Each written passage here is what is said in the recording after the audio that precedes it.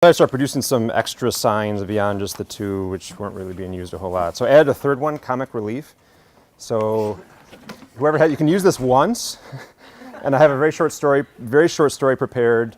So use it once over the course of the semester when you think we need a comic relief, like we need to kind of, back off a bit and take a break and then return. So who wants, no, once this class, I'm sorry, not once the semester, no. I only have one story lined up for today, so if you raise it twice, I don't have a second story. But if you raise it once, if you don't raise it, I just won't share the story. So I'd recommend raising it once. But then, hopefully we can reuse this one. So any volunteers who wants to be the comic relief person? Should I pick someone? All right, go for it. Okay. So let's see. So we have a homework due Friday, right? And I meant to publish that last Friday or over the weekend, and as it was, I published it like Sunday, so I apologize for that. What else? Lab 4, I've just finished, like over lunch. So I planned, given that it's in a complex lab and given that it's worth a lot, I plan to kind of walk you through the assignment here on the screen just now, so make sure we're all on the same page. I didn't do that for any other labs, but we'll do it for this one and for 5 as well. That'll be due November 17th. That's the Friday before Thanksgiving. This is our second to last lab. The lab 5 will be due after classes end. For the 467 students, it'll be your final project. So whenever the final project due date time is for this class as assigned by the university, this one will be due. 567 students, the 4 of us, the 3 students and me will work out something because they have a final exam at a certain date. So we'll need to, and they have a lab 5 as well. So we'll work out something, but that'll, for 567 students, the lab 5 will also be due, well after classes end. If you did not pick up your prelim last time, I have it here. I think that's it. Any questions? We good? Okay, so let's start with lab 4, and again, let me just walk you through this thing. I don't know why this is purple. It can't be this connection, right? Because then that one would also appear purple. It's been having trouble. Okay. There's a story about that too, but we won't. It's not time for comic relief yet. So anyway, so here's lab 4. So can you read that? Okay, you can feel free to move over to that side if you want, just for this little beginning part of the presentation. You can move back to your normal, comfortable place later if you wish. Okay, so this is the real deal. Okay, so the goal is to build a communication system over CommCloud with all of its attending impairments, so synchronization and channel uncertainty and noise and ISI and everything. This, unlike the prior labs, those were all individual. This one you can do in teams of up to size 2 if you wish. Don't feel like you have to. I've definitely had people in prior semesters. In fact, usually each semester I have at least a few people who do it individually. It's totally doable on your own. This is not one of those projects where you need just like a huge amount of manpower, so you get a big group and have everyone working 40 hours a week or something to complete it. It's doable on your own. You can do it, so you can do it with a partner. You can go across the 467, 567 boundary if you wish. So have one person from 567. I still call it by the 3-digit number. So 567, 467 if you want. Bear in mind for lab 5, lab 5 is going to have 2 parts for both classes. The first part will be common between the 2. The second parts will be different. Okay, so just kind of keep that in mind. You can team up for lab 5 if you want. Okay, but if you have someone from 467 and someone from 567 team up for lab 5, you're going to have like 3 things to do rather than 2. Okay, because the second parts of the lab are different between the 2 classes. So just keep that in mind. Anyway, you can team up if you want, but don't feel like you really have to. Okay, so the goal here is to build an OFDM system that works over the CommCloud. And we're going to kind of build this up in steps. So lab 4 is designed to be kind of like a rudimentary OFDM system. It doesn't aim for like really high performance, but just aims to work. Okay, so for this lab, the rules are, this design project, the rules are you have to use OFDM and you have to use on-off keying. Okay, so in class when we talked about OFDM, we did like PAM in both the real and imaginary components in each dimension potentially, right? So you have a lot of bits on one frequency component that you're sending and have to decode. Okay, the rule is for this lab, each frequency component, you either just send nothing ever, you just keep it idle, keep it locked at 0, or you send 1 bit on that frequency using on-off keying. Okay, you send a 0, like a 0 amplitude, or some fixed amplitude, some complex amplitude. Okay, so each frequency tone conveys at most 1 bit across both the real and imaginary components. The reason for doing this is just purely simplicity. Okay, it's a lot easier to design the decoder this way. Okay, because the decoder does not need to measure the phase shift of the channel at each frequency. Okay, if you do PAM on both the real and imaginary components, and then the channel imposes a phase shift, it can rotate the whole constellation, they call it, around, and you need to undo that at the decoder, otherwise you can confuse the real part and the imaginary part at the decoder side. Okay? If it's on-off keying, then the transmitter is sending, either for each tone, each frequency, either it's sending silence or it's sending a fixed amplitude. The channel might impose some phase shift on that sinusoid, okay? But if the decoder just kind of looks for like the presence of power at each frequency, it can decode without really caring about what the phase shift is. Okay, so in a sense, for each frequency tone, there'll either be power there if you're saying a 1, or no power if you're sending a 0. And so the decoder can just detect the presence of power, just look at the amplitude of the frequency for each frequency and use that to decode without ever worrying about the phase shift of the channel. Okay? And as we alluded to in the lectures, and as you'll see in Lab 5, like measuring the phase shift of the channel at all these frequencies is not easy. It's totally doable, okay, but it's not easy. And so I want to eliminate that from this part of the lab completely. We're not even going to try that. Don't try that for Lab 4. Okay? There'll be plenty of opportunities in Lab 5 to figure all that out. For Lab 4, we just want a basic on-off keying system that works. Okay. Do not aim to employ any like error correcting schemes. Okay, we'll talk about coding today. We'll talk about, between now and the deadline for Lab 4, we'll have talked about a little bit about LEPCs and convolutional codes and turbo codes and stuff. Okay, none of that in Lab 4, please. Okay, just straight on-off keying of the bits to the frequency components. Again, Lab 5, there'll be plenty of opportunities to employ all that fancy stuff. The goal here is to do something, something basic that works. Okay, even though the design is quite constrained, you still have a lot of design decisions to make. So, how long of a cyclic prefix do you use? How large should each OFDM symbol be? Which tones do you keep idle? Which tones carry information? What amplitudes do you use for the logical 1? I say 0 for 0 amplitude and logical 1 for the power, but technically you could flip it if you want. I mean, on-off keying doesn't mandate that the logical 0 gets mapped to amplitude 0. You could have logical 1 going to amplitude 0 if you wanted to. It doesn't matter. But the point is you only have two possible amplitudes you send for each complex tone. All right, how you want to handle synchronization? Do you send something special at the beginning to help synchronization or training? Do you need training for this? Okay, all that needs to be figured out. Okay, so there's still quite a bit of, still relatively large design space, even if we stick to on-off keying and OFDM. Okay, so you design two functions, two MATLAB functions, the encoder and the decoder. The encoder will take 200,000 bits, and map it to a WAV file. Okay, the rules are all given here, 44.1 kilohertz, sampling rate, 24 bits per sample resolution, and use this command to create the WAV file. The decoder will take a WAV file and then print out or output 200,000 bits.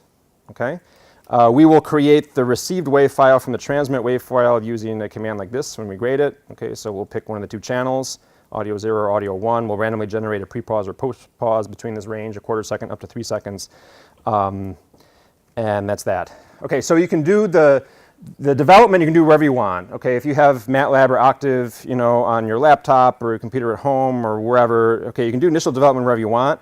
However, we're going to test it on the ECE Linux cluster using this version of MATLAB. Okay, so make sure at some point you transition to this version of MATLAB on the ECE Linux cluster and try it there. Okay, I can't tell you, I emphasize this every year. Test it on those computers. Give yourself time, to debug it on those computers. And every year we have people who, like, right at the deadline said, well, it worked on my version of MATLAB at home, and then I went to try it there, and this version of MATLAB doesn't have this particular function or has a different interface or whatever, and now it's not working. Like, you'd be surprised how much MATLAB changes version to version. You think of MATLAB as being this fixed entity, it changes version to version, and it will bite you, okay? So you gotta, early and often go and test it on those things and see, make sure you're not relying on functions that have changed, between this and other versions of MATLAB. Okay. kind of goes without saying, but the encoder and decoder should not like write any files to the disk other than the tx.wave and rx.wave, okay? And please don't like print a bunch of stuff to the screen or like open a bunch of figures. I mean, we have grading scripts that run all these things one after the next, and like it creates trouble when like suddenly my screen is just full of all these plots showing like all these different frequencies and stuff. Okay, so I mean, there are ways of suppressing that when you're running stuff, in a script, and I do that. But anyway, so none of that, please. And obviously, just the only communication between the encoder and decoder script should be through the channel. The encoder and decoder shouldn't be like writing files to the disk and then accessing those, because that's kind of circumventing the channel, which defeats the purpose, right? So any information that that they both need either needs to be sent through the channel or needs to be hard-coded. You can always hard-code stuff in your scripts, okay? Like which frequencies are in use, the length of the cyclic prefix and stuff. You can just hard-code that in your scripts. That's fine, okay? But no writing and reading files other than the two wave files that are given here. Okay, so figure of merit. So this is the way we'll measure performance. So we'll run each solution for each team at least, what does it say here? At least 10 times, at least 5 times on each of the two channels, audio 0 and audio 1. The two channels are not exactly the same, okay? So I'd encourage you when you're testing to try it on audio 0, try it on audio 1, make sure it works on both, because the channels are not exactly the same. Anyway, we'll try it on each one, 5 times each. Okay, we'll average the power across the runs. Okay, we'll average the numbers of bits that are incorrect in the output, between the input and output over the runs, okay? And then, and we'll also measure the rate. The rate is defined to just be 200,000 divided by the length of the wave file, the duration of the wave file in seconds, okay? So if your wave file takes like 2 seconds to play, okay, and you're saying 200,000 bits, then that's 100,000 bits per second, right? 100 kilobits per second, okay? The length of your the duration of your wave file should not be data dependent. Okay, it shouldn't be like all ones mapped to like a long wave file and all zeros mapped to a short wave file. Okay, the length of the wave file should always be the same. Okay, all the designs we've talked about in class all have that property. So if you just do what we did in class, it's not a problem. But anyway, your design should have that property. Okay, so then we have the rate, right? 200,000 divided by the duration of the wave file. You have the power averaged over the runs. You have the number of bits that are wrong averaged over the runs, and we plug all that into this big formula here. Okay, so this is kind of like the Lab 3 figure of merit. Think of it as like a penalized data rate. Okay, so it's essentially your data rate. Let's ignore this big number here for a moment. This one. Can you see my pointer when I do that? Yeah. Okay, so ignore that big number for now. So you have the rate. Okay, this is penalizing it by the error probability. Okay, so if you get no bits wrong, if n is 0, then that just pays no penalty. You pay no penalty, it's 1, right? You just get the rate back. Okay. If out of 200,000 bits, let's suppose hypothetically you had a decoder that just ignored the transmission and just guessed randomly, just spit out 200,000 random bits. Okay, you'll get about 100,000 of them right? Okay, so n would be about 100,000 in that case. Okay, so if n is about 100,000, this is like 1 minus 1, which is 0, so it zeroes the whole thing out. Okay, so a solution that doesn't send anything and just has a decoder that just trivially guesses 200,000 bits is going to get a figure of merit of about 0. Okay, and then it interpolates between 0 errors and 50% errors rather strongly. Okay, and I'll comment on that in a moment. And then the power this is again like in Lab 3, so it's kind of a soft power constraint. The idea is you don't want to use a power greater than about this. Okay, then below that doesn't really benefit you in terms of the figure of merit, and above that it starts to pull this thing down. Okay, this number here, there's a weird like why do I take min of r and 3 million? Is that 3 million? 3 million? This is just purely to avoid anyone making the argument that like they can achieve a really, really big figure of merit by hypothetically, say, having an encoder that actually writes no wave file or creates a wave file with 0 samples in it, and have a decoder just randomly guess the bits. Okay, so you could argue the rate's infinite because you send 200,000 bits with no samples. So r is infinity, right? And the thing is, when we actually run it, n is not going to be exactly 100,000, right? So this 1 minus n is not going to be exactly 0. So you get infinite times something that's not exactly 0. So it's okay. So that is just there just to purely make clear we're not allowing that backdoor. Okay, so if you unless you're considering doing something crazy like that, you can just completely ignore this 3 million. In particular, like R is not going to be on the order of 3 million in this. Don't think of this as like your target data rate. Okay, you're not going to get anywhere close to that. We might for lab 5. Okay, that's why I picked this number. I'm going to use the same figure of merit for lab 4 and lab 5. Lab 5 we can get much higher data rates. Okay, so lab 5, this is not like totally. I mean, it's high, but it's not ridiculously high. For this lab, it's ridiculously high. But I just wanted to be consistent between the two labs.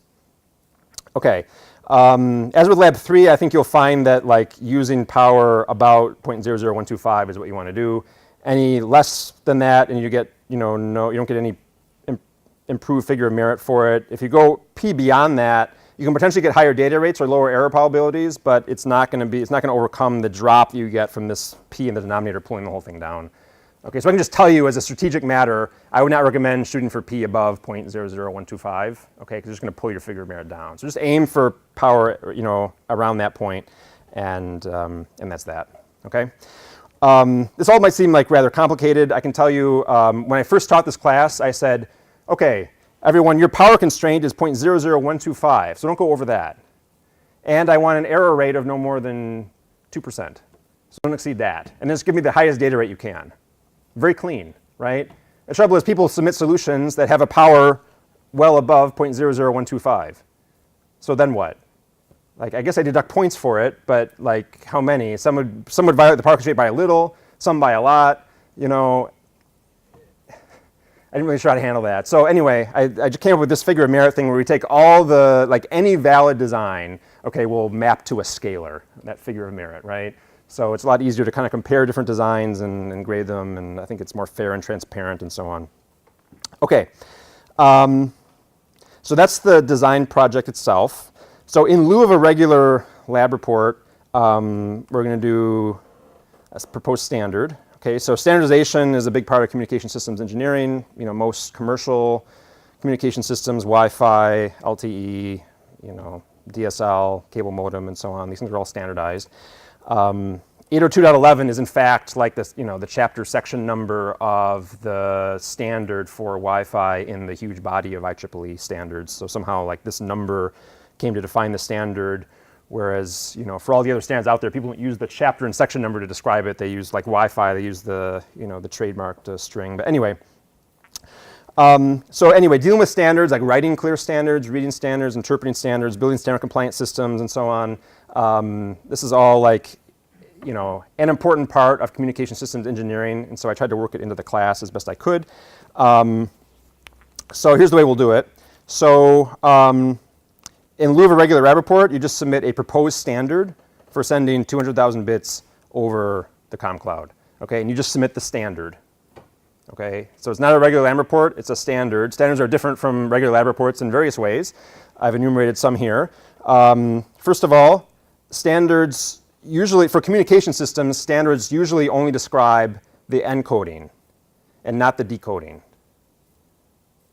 Okay, and there's a reason for that. Because if you think about it, there's really no reason to standardize the decoding, right? Only the encoding. Okay, so let's suppose, as an example, let's suppose that Wi-Fi dictated how the decoding worked. Okay?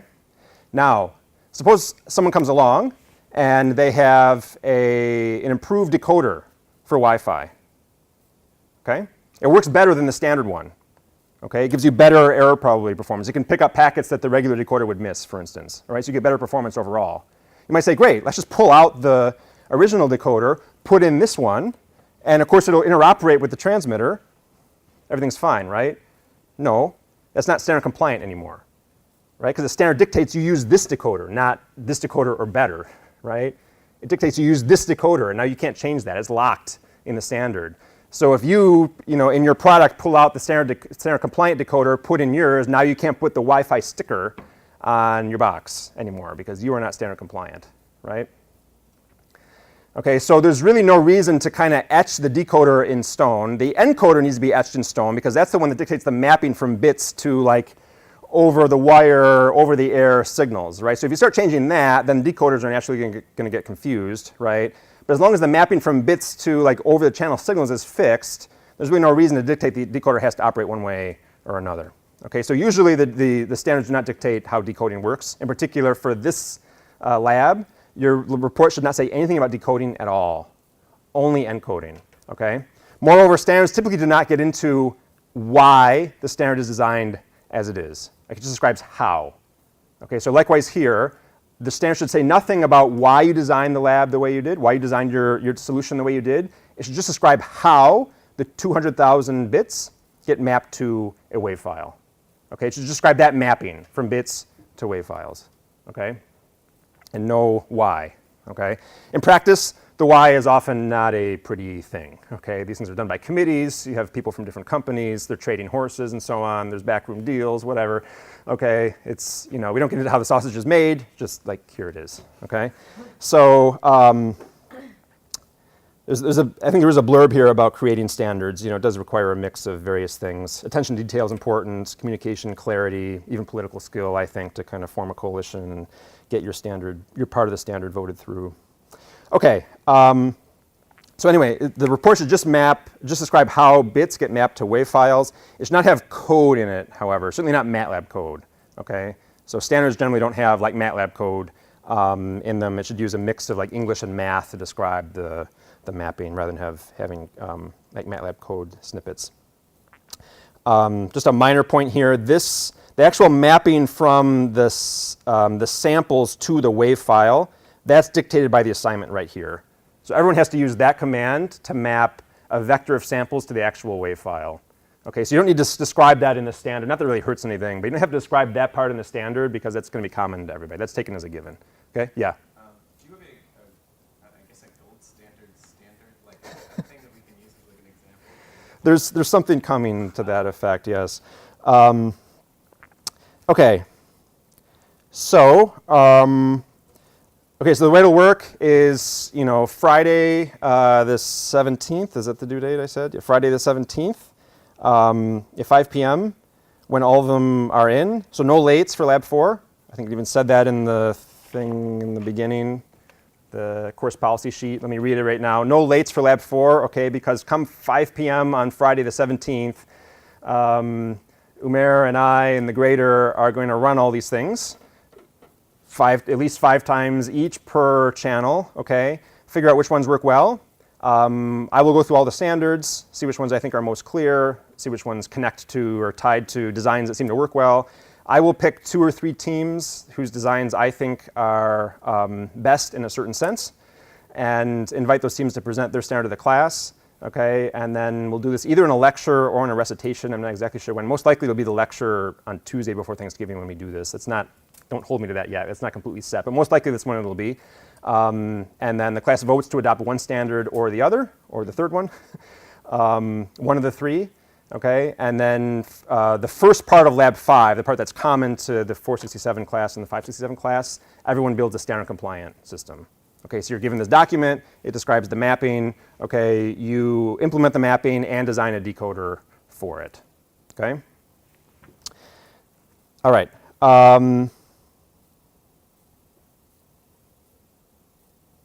So that's the report. I think it's worked well in the past. I think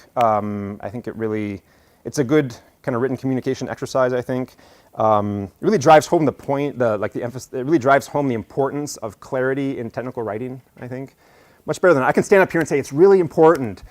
You've got to be clear in your writing, okay? And it's hard for me to really just be emphatic about that with words alone. But I can tell you when people can't do their Lab 5. Because one of their co-students in the class was not very clear when they wrote the standard that they're required to meet, that really kind of signals the importance of it. So anyway, I think it's a good feature. Okay, so submission. So you submit 3 things. There's the encoder, that's the M file, the decoder, and the standard. Standard in PDF format, please. Not Word, not rich text. Okay, not your tech file or whatever, just PDF. Submit them, please, as 3 separate files. There's a bunch of legalese here on how to submit this. Okay, separate files, not a zip thing, not a zip file, tarballs and stuff. 3 separate things. Use the names specified there, please. Not like my encoder. Okay, enc.m. Okay, you get the idea, right?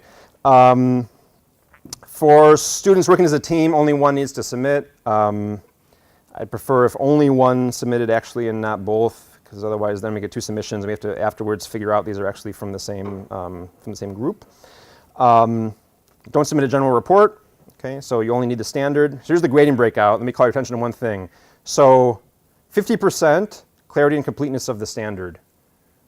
Okay, that's a lot. Okay, so on some level, this is as much like a written communication exercise as it is a Digicom design exercise. Okay, so 50% for the clarity and completeness and the extent to which it matches your the actual encoder that you submitted. Only 30% is governed by the performance, defined using the figure of merit above. 20% is based on how well you follow the rules. Okay, are you actually doing on-off keying and OFDM? Are you following the IO naming submission rules above? Okay. So just as a strategic matter, I'd say, since half the grade is the report, I really recommend spending quite a bit of time on the report. Okay, and don't waste a lot of time like really optimizing your design. Okay. In the end, part of the reason I designed this as a lab that kind of mandates a simple scheme is because, in the end, we have to pick one design that someone submits. One of you or some group of you will submit a design that will be voted to be adopted, and then everyone has to design a system that's compliant with that. Okay, so we need at least one report, ideally two. We need at least one report that's really clear enough that like we can actually hand this out as an assignment. Okay, like as clear as this, right? Okay, so anyway, so I mean, probably for a lot of labs, you might have gotten in the habit of like, working on the lab itself, the lab proper first, and then the last couple of hours throwing together a report. Okay, that's probably not the best strategy for this. Okay, because we're not looking for like a super optimized design. Lab 5 will be the place for a super optimized design. We just want a design that kind of works pretty solidly. Doesn't necessarily achieve a really high rate, but gives has an attending standard that's clear. By the way, looping back, I promised I'd tell you about this factor of 10 here. Okay, so that's there partly because in practice, we just prefer communication systems that have low error rates, even if they have lower data rates. Okay, who wants a communication system that gets like 40% of the bits wrong? That's almost useless, right? It's not that far from just guessing. Okay. So in practice, we want communication systems that have really low error rates, okay? And there are ways using coding to go from like low, like 1% to really low, like 10 to the minus 6. But you got to get to like 1%, to begin with, right? So it's there partly for that reason. Also, we need at least one design that works really solidly because we're going to assign it to everybody, okay? So I would much rather have, when I go through and I'm picking like which ones to invite for presentations, I'm generally going to favor one that has a lower error probability, but a lower rate to one that has a higher error probability and a higher rate, okay, within reason, okay? Given the choice, especially if they're like similar rates, but one has an error probability of like, 1% or less, the other one has an error probability of like 15%, okay, definitely I'm going for the 1%, right?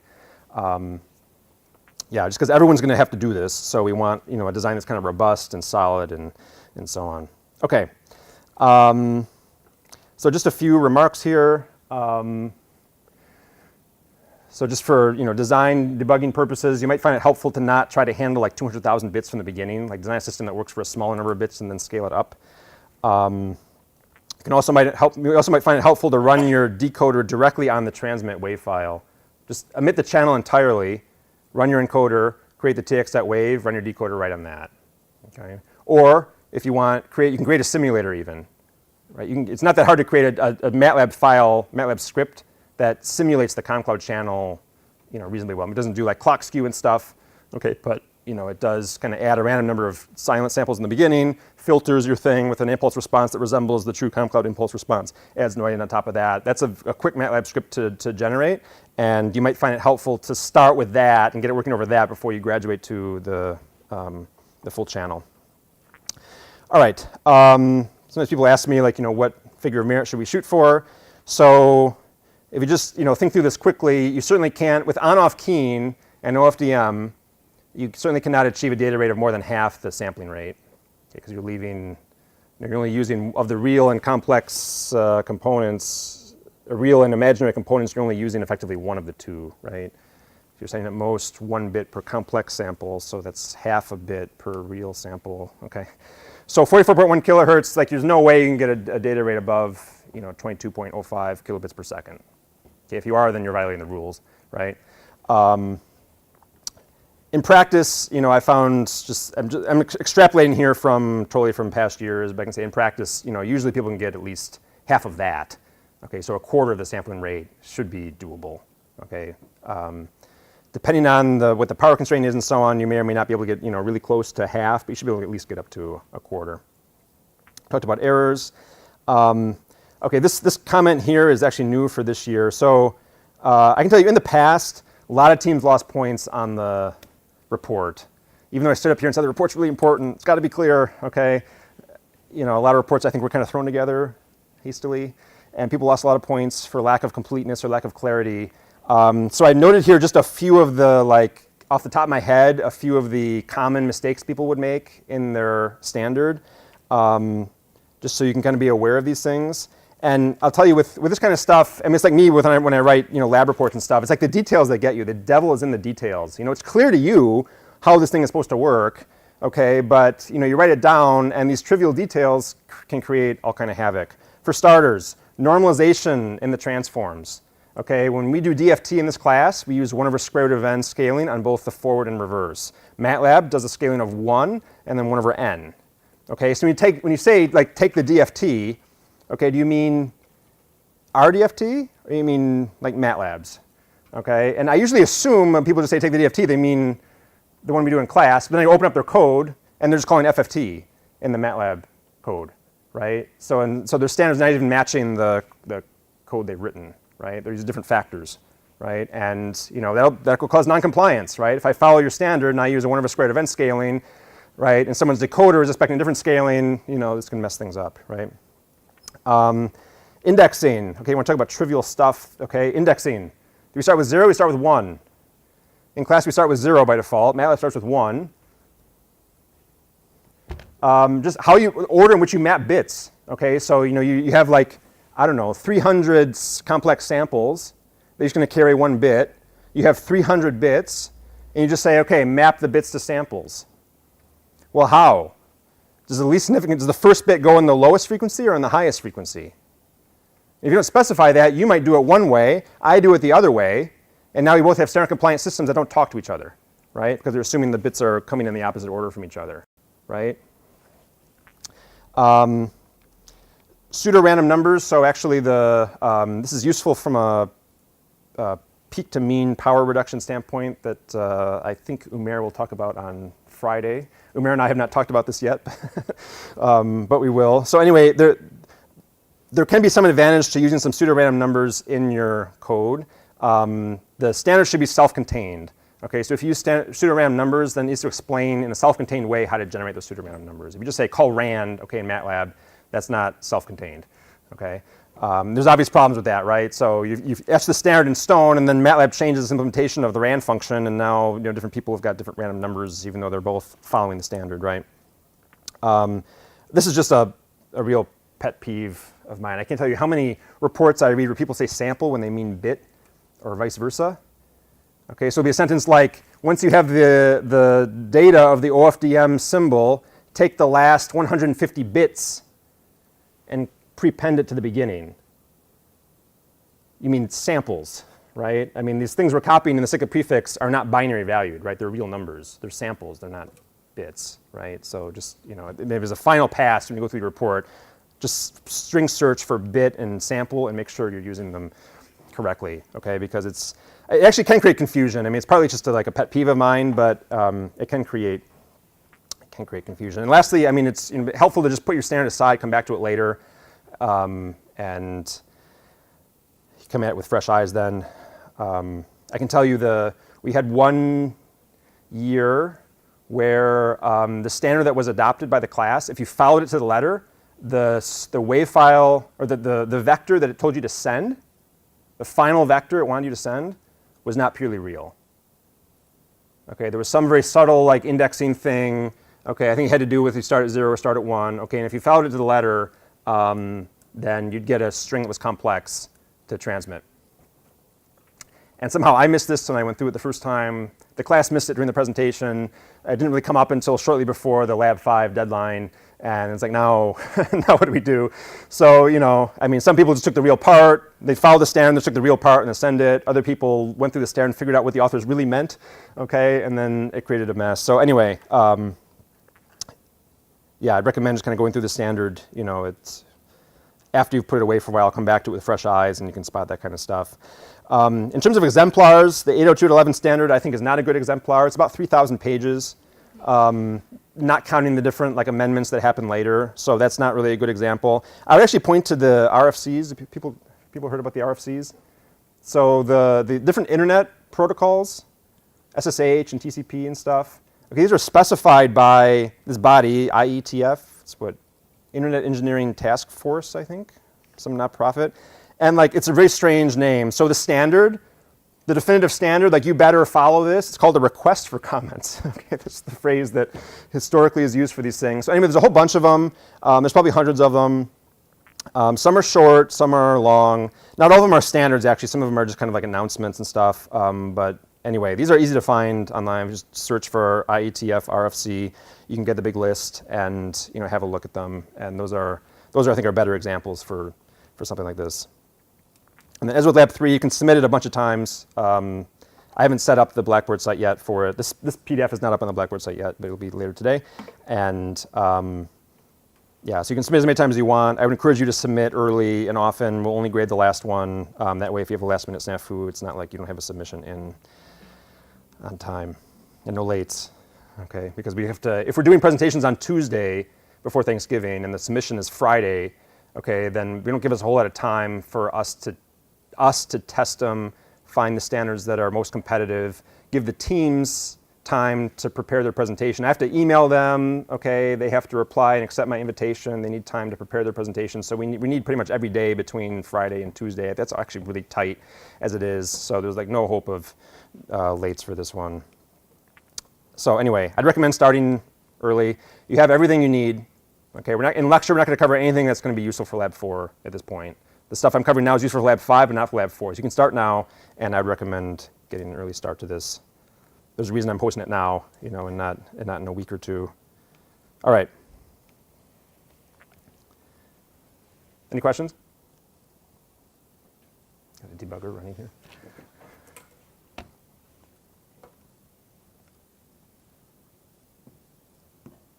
No, are we good? Okay.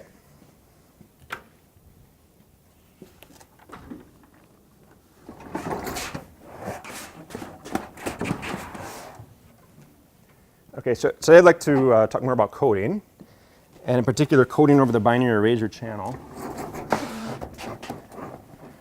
So coding is basically a study of how you map, okay, in our terminology, it's a study of how you map bits to the frequency components in OFDM. Okay, so we had just done PAM separately over the two components, real and imaginary, trying to keep bits as separate as we could to allow for easy decoding. Turns out that mixing bits is advantageous from a performance standpoint. We've got to mix the bits in just the right way. Okay, so it's a bit hard to see all that when you look at the ComCloud directly. So I'm going to start with kind of a cartoonish channel. That's not necessarily a really realistic model of a lot, but it's useful pedagogically because it allows you to really see clearly why mixing bits is useful. So this channel is called the binary erasure channel. The input is binary, the output is ternary. So they're at the encoder, they're two sets of bits that you got to keep straight. So there's the bits you're trying to send, the data bits, okay, and then there's the bits that actually get sent over the channel inputs. So it's U and X, okay. So with the ComCloud, U is binary, X is real, right? So it's easy to keep them straight. Here, U is binary and X is binary, right? So you got to kind of keep U and X straight that way. Y is ternary, so that's at least that working for you. Okay, so the way this channel works is at each time step, rather than submitting a real number, you submit a bit, okay? And this channel just magically has the property, it never makes errors. It never flips a bit. So if you send a 0, you never get a 1. If you send a 1, you never get a 0, okay? And it's just the way this channel is defined. And it does, however, eat bits, okay? So you send in a bit, there's some probability epsilon that it eats it and just sends the decoder this special symbol for erasure rather than eat. And so the decoder knows that bit's been erased, but it gets no information about what that bit was. Okay. So this is a very useful channel to study because the fact it doesn't make errors. A lot of phenomena that are kind of obscure that are true but obscure for other channels are like crystal clear for this one. Okay, so let's talk about how to communicate over this channel. So put ComCloud aside for a moment. Suppose that's our channel. Okay, I want to communicate over this. So how do I do it? If I just take my data bits and just, send them through one by one, then of course some will get through and some won't. And so for the ones that don't, then what? You got to guess them somehow. Okay, so let's start by considering the case where you have feedback. Okay, so the encoder is going to take k bits. So suppose we want to send k bits over n uses of the channel, so n samples, n time steps. And let's let r be the data rate, so the number of bits we're sending divided by the time horizon. Okay. All right, so suppose we have feedback. So suppose the encoder gets these k bits. Using those k bits, it crafts one bit, which would be some function of this k dimensional vector. Crafts one bit to send. It sends that over the binary erasure channel. Okay, it goes through. It's sent through the channel. The channel either eats it or not. And suppose the encoder learns whether that bit was eaten or not. Okay, then it decides what bit to send next. Okay, so it again has these k bits at its disposal. It learned what happened to the first bit. It then decides what to send for the next bit. Okay, it sends that bit into the channel. The channel either eats it or not. Again, the encoder learns what happened to that bit. Then it decides what the third bit should be. Okay, and so what letter have I not used here? The elf bit that you send into the channel is a function of the k bits, all k bits you're trying to send. Okay, and the the outcome of the L-1 prior transmissions. Okay, the decoder will get an n-length string from this alphabet, from this ternary alphabet. Okay, and it's going to map that to k bits. Okay, so just as the decoder in ComCloud, takes like n real numbers and maps it to k bits, here the decoder will take n elements from this ternary alphabet here, map it to k bits. All right. Okay, so we talked about what's a reasonable scheme for this. So one approach is just think of the k bits as being queued up. Okay, take the bit at the head of the queue and just keep hitting the channel with it until it gets through. Okay, just keep sending that one bit until it gets through. And then take the next bit, keep sending that until it gets through the channel. Keep doing that.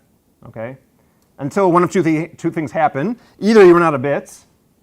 Okay, in that case, all bits have gotten through. The decoder is guaranteed to make no errors. You might have some free time on your hands at that point. Fine, just input arbitrary bits, doesn't matter. So that can happen. It can also happen that you reach the end of the time horizon before you've sent all k bits. Okay, at that point, you've got bits left in the queue. The music has stopped. You can't send anything more. The decoder has to just guess the remaining bits. Okay, so some have gotten through. The decoder knows those for sure. Some bits will not have gotten through. For those, it's going to have to just randomly guess them. Okay. Okay, there's a very particular setup we have in mind here. Of course, in reality, if you're doing this, probably the decoder would somehow signal the encoder like that didn't work. Let's keep going, right? But we're setting this up in a particular way. You send k bits over n samples. K is fixed. N is fixed at time n, or after the nth bit through the channel, or after the nth channel use. We just cut this process off and force the decoder to guess all k bits at that point. Okay, that's the thought experiment. Okay. Okay, so that's the scheme. Let's talk about the performance of the scheme. Any questions on that? Okay.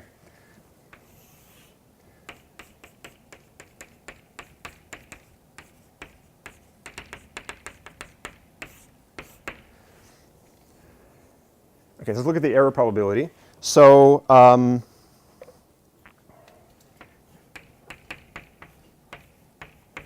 let's let capital N be a random variable describing the number of erasures in Y. Okay, so this is a random number between 0 and n, right? It's going to be binomial.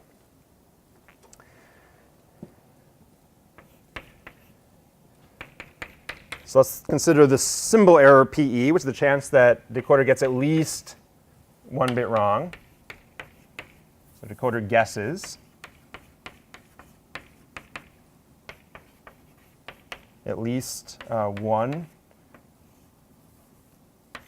out of the k bits incorrectly.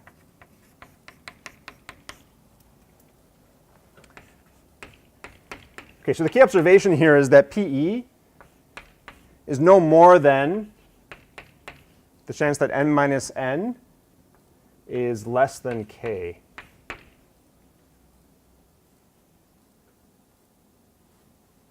Okay, so here's how to see this. So n minus capital N, that's how many bits got through, right? That's how many non-erased bits we have over the n transmissions, right? That's how many bits got through, okay? In order to have an error, we must have that the number of bits got through is less than k, right? Because if the number of bits got through is k or more, then all k bits will have gotten through will have no error, right? So the error event has to imply this one, right? Okay. Now,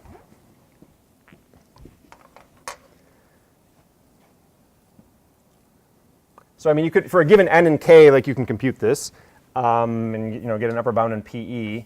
I'm going to consider a particular asymptotic regime here. So suppose k and n both go to infinity with the ratio fixed.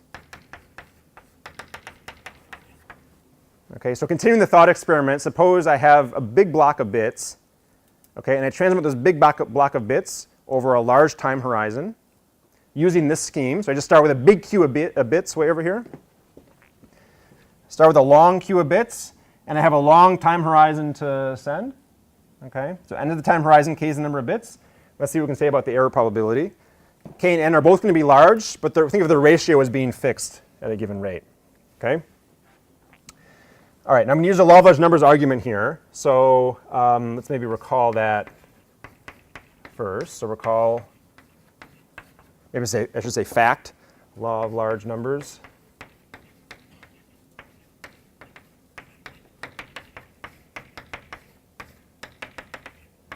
Okay, so if you have an infinite sequence of IED random variables,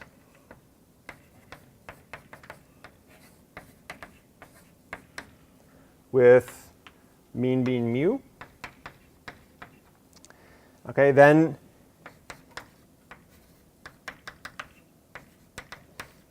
if you look at the empirical, maybe I should use, I guess we use different notation in this class. We use like a vector, like a sequence notation like this, right? Let me use square brackets here.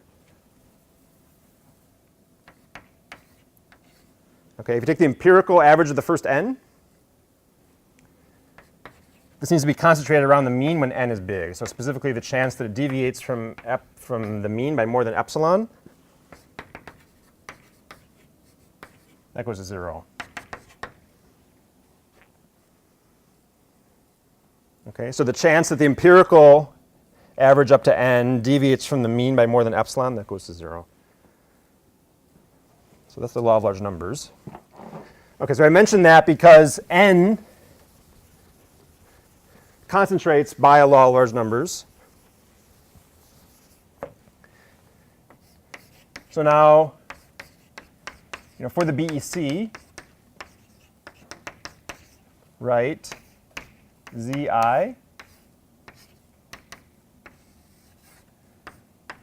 to be 1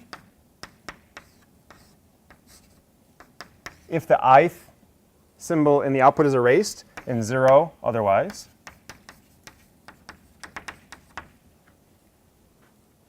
Okay.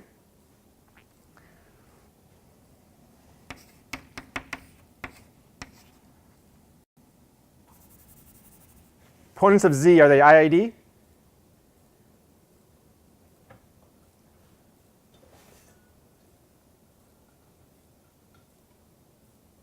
Yeah, I guess officially you had to be here for the last lecture. I didn't specify this today, but we did on Thursday when we talked about the BEC.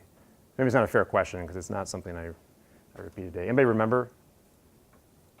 Do we assume the noise is independent from sample to sample?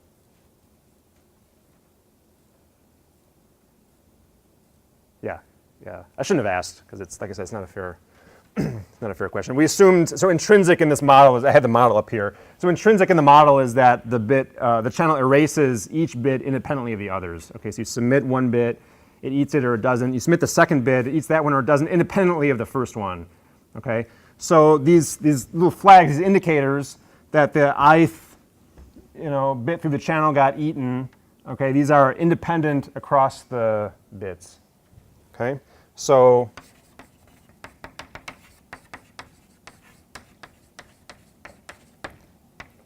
this thing has IID components.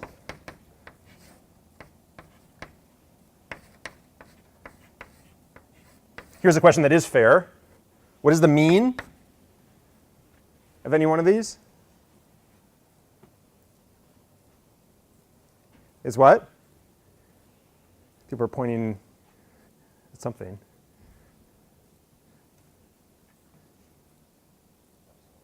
Epsilon, exactly, right? So z is a binary valued random variable, so its mean is just the probability of this. That's the probability the channel eats a bit. That's epsilon. Probably the channel eats a given bit, epsilon, right? Okay?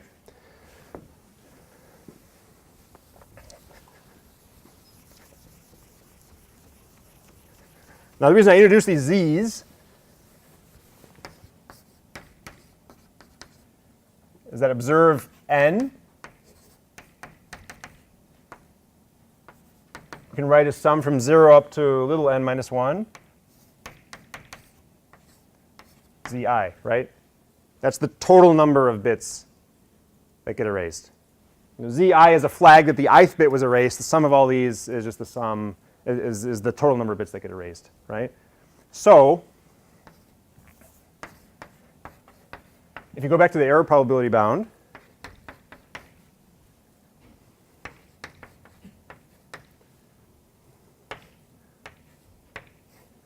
we have this, right? That's just copied from the top board, top right. Okay, let me rearrange. So this is the chance that n, the number of erasures, is too big, right? It's bigger than n minus k, right?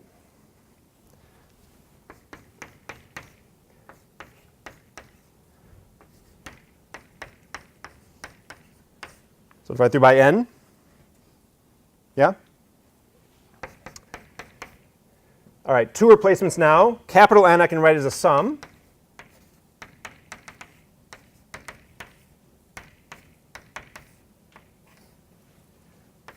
And we have notation for k over n, right? That we're going to hold fixed as they both grow. That's r.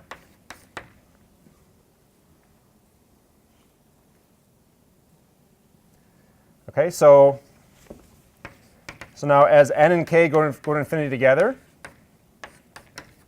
p goes to 0 if 1 minus r is bigger than the mean, epsilon. Right? So this thing's kind of concentrating around the mean, epsilon. Okay, so if 1 minus r is bigger than epsilon, then this probably will go to 0. So am I blocking? Right, so this sum is going to concentrate around epsilon. If 1 minus r is bigger than epsilon, then the chance that this thing is bigger than 1 minus r will go to 0, right? Because it's concentrating around epsilon. Yeah?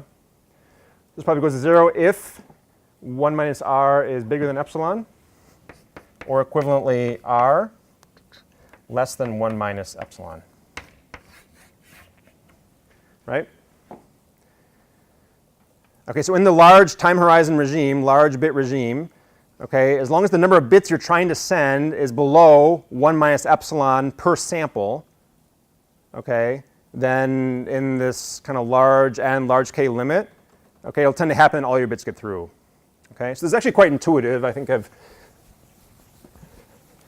shown this using kind of a very formal, appeal to the law of large numbers. But essentially, all that's going on is that you use the channel n times. You'll tend to get n epsilon erasures and 1 minus epsilon n bits through. And you have k, which is rn data bits to send. Right? So as long as r is less than 1 minus epsilon, then on average, you'll get your bits through. Okay? And conversely, you can show, we haven't shown it here, but if r is bigger than 1 minus epsilon, then you're going to tend to have bits left over. When the music stops at time n, your queue is still going to have bits in it, and the recorder's going to guess those randomly, and it's going to tend to get a bunch wrong. Okay? Okay, so with this scheme, if the data rate you're trying to sustain is below this magical number, okay, then in this long time horizon regime, the error probably will be very low. Okay, because the source of the noise is basically the erasure process, and the erasure process is IAD. Okay, so I actually have a simple example that also I have my own relief plan here, but the funny story, well, okay, the story I have, you can judge whether it's funny or not. So it's Halloween, right? Happy Halloween. And as an undergraduate, I had a circuits class. The lecturer just happened to meet on Halloween day. So we come in, and none of us are dressed up. Just like none of you are you? I can't see. You haven't put it on, okay. What are you dressed up as? What's a Zumbini? I'll tell my story while you inflate it. How about that? So the only person who dressed up was the instructor. Oh my gosh. I spent hours on this. No, the camera needs to pick this up. Come on, like.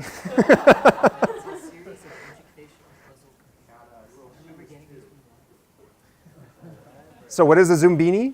It's like a children's learning adventure video game. Wow. From what era? From what? 98. What era? Oh, like 98. 98. For what platform?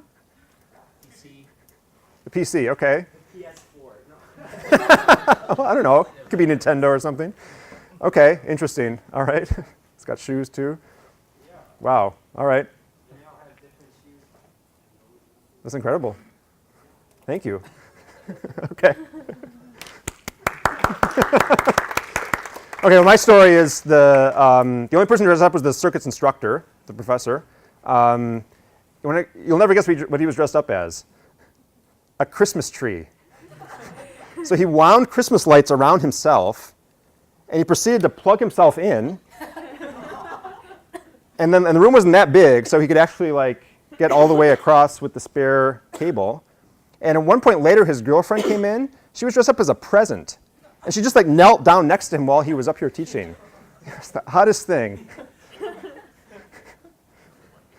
Okay. End comic relief. All right, so okay, so this is what we did was asymptotic, pretty theoretical, pretty abstract. Let's do a very concrete example now. Suppose n is 3, k is 2. Okay, so I can use this erasure channel 3 times, and I have 2 bits to send. Okay?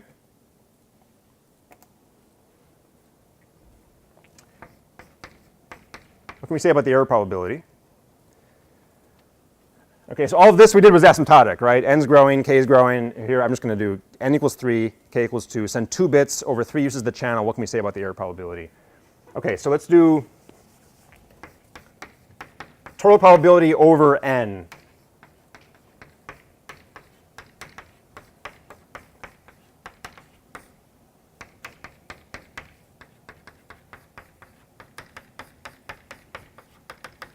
So n can be 0, n can be 1,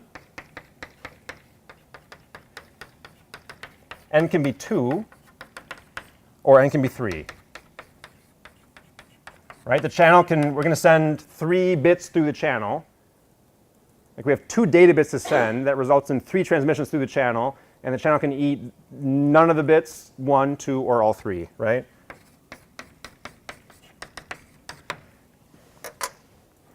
Okay.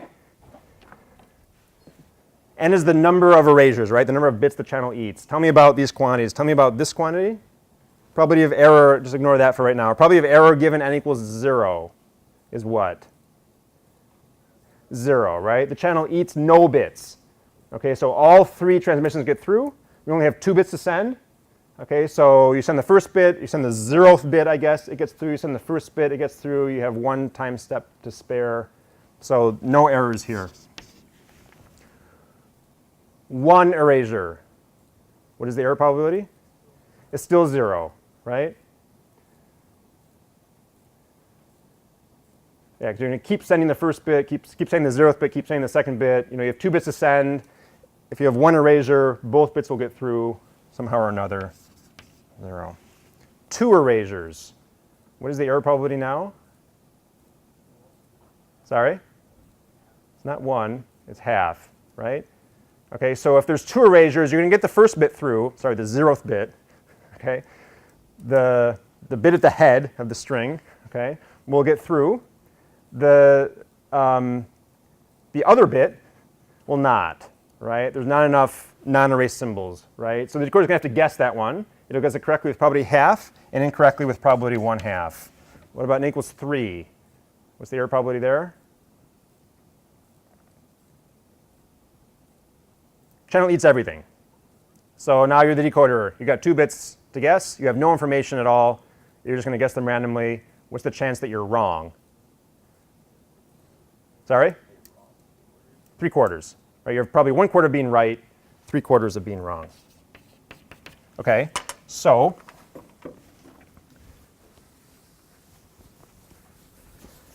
and n is just binomial, n little n epsilon.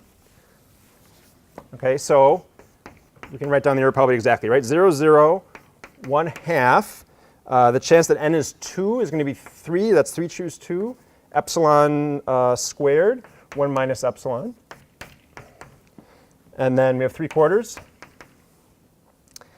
Chance that n is 3 is just epsilon cubed, right? So 3/2 epsilon squared, 1 minus epsilon plus 3/4 epsilon cubed, right?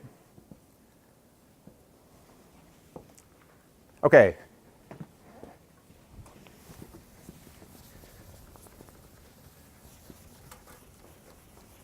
This is where it gets really interesting, I think.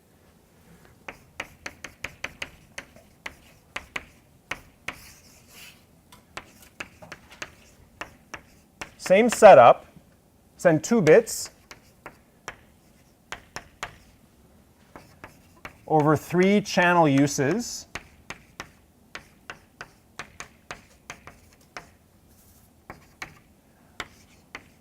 But no feedback. Okay? So same overall goal. We still want to send 2 bits. We get to use this channel 3 times. Okay, but now the encoder doesn't get to see the outcome of each channel use as it happens. Okay, so ahead of time, it needs to decide how it's going to map these 2 bits into 3. Okay, and it's going to fix that ahead of time, and it wants to do it in such a way that the decoder can recover the bits even when they're erasures. Okay, so you have 2 bits. Let's give them a name.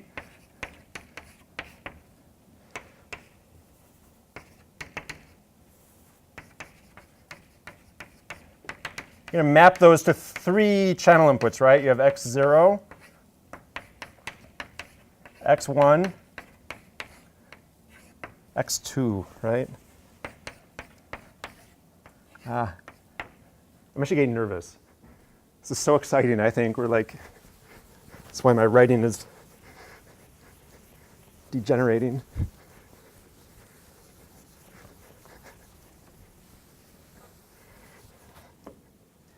All right? So let's talk about how to do this.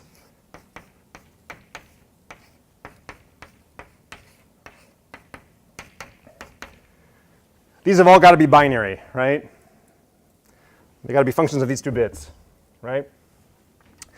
So let me point out, maybe I should have mentioned this earlier, but there's another, when you have feedback, another scheme you could use that performs just as well as the one we talked about. In fact, it's equivalent on some level, okay, is the following. Rather than taking each bit in turn and just keep sending it until it gets through and then move on to the next one, you can do a round robin thing, right? So take all k bits, send the 0th bit, then the first one up to k minus 1. Okay, some bits will get through, some don't. For the ones that don't, the ones that got through, we're done with those. For the ones that did not get through, send those again. So now make another pass, resend the bits that didn't get through the first time. Then make another pass, send the bits that didn't get through that time. And just keep going until they're all through. Okay?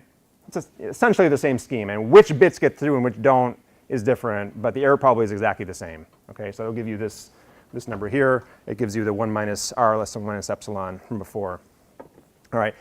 If you think about this in that terminology, or in that framework, okay, you would send the 0th bit first, and then you'd send the 1 bit. Okay, now if you have feedback, you'd see which of these got through and which didn't, and you'd use this most efficiently, right? So, if this one's erased and this one's not, you would send the 0 here. If this one's erased and this one's not, sorry, the other way around. You get it, right?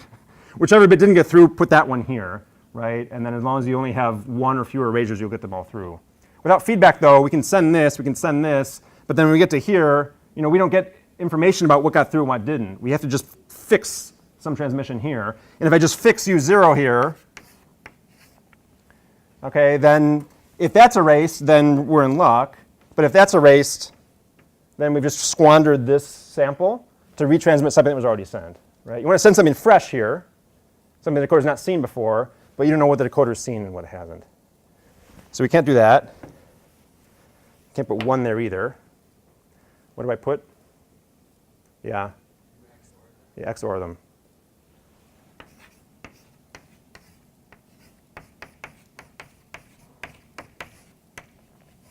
Like that. You say this is a good idea? Okay, so I claim we can handle any single erasure now, okay? If that's erased, we're fine, right? I got the 2 bits, right? If that's erased, I have this. Moreover, if I XOR this with this, these cancel and I'm left with that, right? So A XOR B is equal to B, right? Just check the truth table, right? Okay. Likewise, if this is erased, the decoder has this and this. It has U1 already sitting here. XOR this and this, you can peel out X0.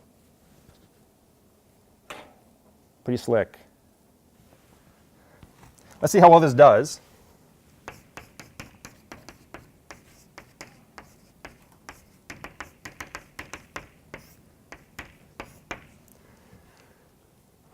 Okay. Let's do the same decomposition here in terms of n. So if they are probably given no erasures,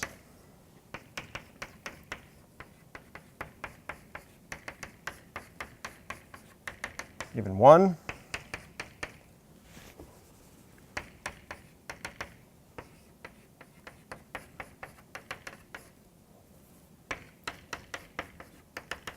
given 2, and given 3 erasures. Like that, right? Okay, let's play the same game. Error given no erasures. 0. Error given 1 erasure. 0, by the reason we just described here, right? Any 1 erasure you can recover from completely. 0. Let's do this one first. Let's jump down. Error probability given 3 erasures.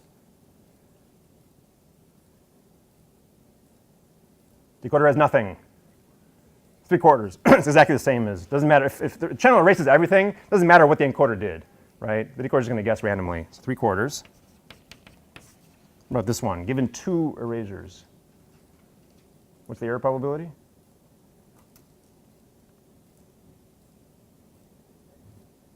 One half. Right? So if you have 2 erasures, it's like 3 patterns, right? So those 2 can be erased, in which case you have 1 bit, you're guessing the other one, error probability half, right? Same thing there. This can also happen. These 2 are erased, that one gets through. Okay, in that case, you don't know either U0 or U1, but you know they're XOR. Right? So you know whether they're the same or whether they're different. So there's only 2 possibilities for the pair, right? Given that information, we know the XOR, you've ruled down the pair to 2 possibilities. So you have half probability of being right, half probability of being wrong. Okay, so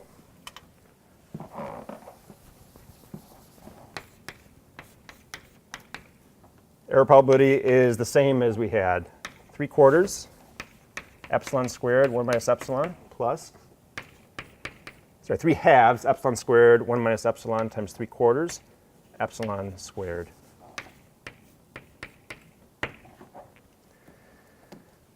Right?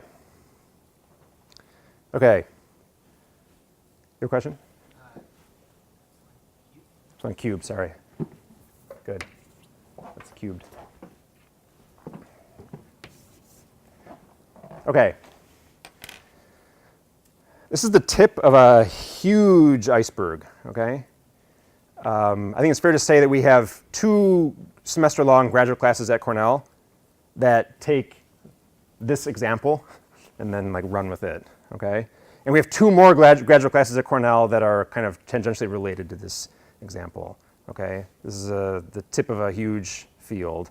And I've shown you like the simplest possible example that conveys the basic intuition behind it. Okay, observe. Let me just make one point before we start considering more sophisticated versions of this, which we don't even have time to do. Let me just observe here that this, I think, illustrates in the simplest possible example you can imagine the virtues of mixing the bits, okay? You can't hit this. You can't hope to do better than this, right? This is the error problem you get with feedback, right? So with a feed-forward scheme only, you can't hope to beat this. At most, you can hope to hit it. And you can check that you can't hit it unless you mix, okay? I mean, if you put U0 here or U1 here, if you're not mixing the bits, then you can't hit that. The only way to do it is to mix, okay? So this is what I mean by mixing the bits. You've got to mix the bits to really achieve the highest possible performance. Okay. There's a particular, okay.